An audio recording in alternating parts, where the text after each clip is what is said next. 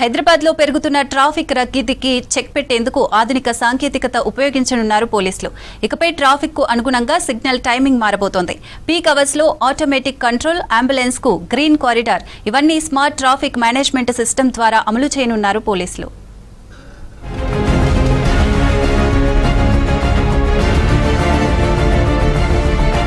వాహనాల తనిఖీల్లో పారదర్శకత, ఖచ్చితత్వం కోసం ఏఐని ఉపయోగించుకోనున్నారు పోలీసులు.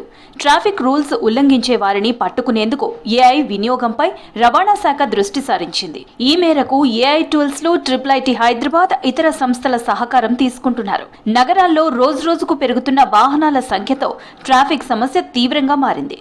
ఈ సమస్యకు పరిష్కారంగా స్మార్ట్ ట్రాఫిక్ సిగ్నల్ సిస్టమ్ అమలు చేస్తామని తెలిపారు అధికారులు.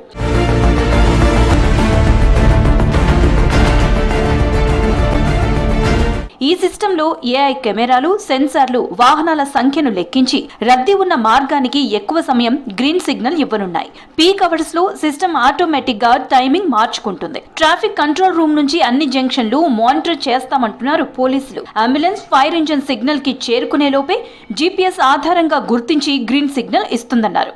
250 మంది ట్రాన్స్పోర్ట్ కానిస్టేబుళ్లు, ఏఎంవీఐలకు శిక్షణ అందించారు. కామారెడ్డి చెక్పోస్ట్ వద్ద ఖైరతాబాద్ కార్యాలయంలో ఏఐని వినియోగిస్తున్నారు. సత్ఫలితాలు వస్తాయని తెలిపారు ఉన్నతాధికారులు. దీంతో రాష్ట్ర వ్యాప్తంగా ఏఐని ఉపయోగించుకునేందుకు అవసరమైన ప్రతిపాదనలు ప్రభుత్వానికి పంపించారు రవాణా శాఖ అధికారులు.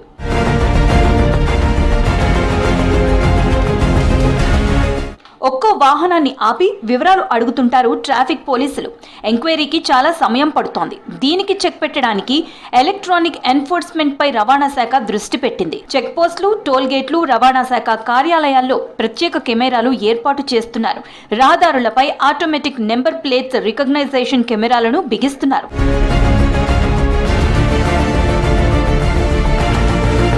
వాహనాల నెంబర్ ప్లేట్లను కెమెరాలు గమనిస్తాయి.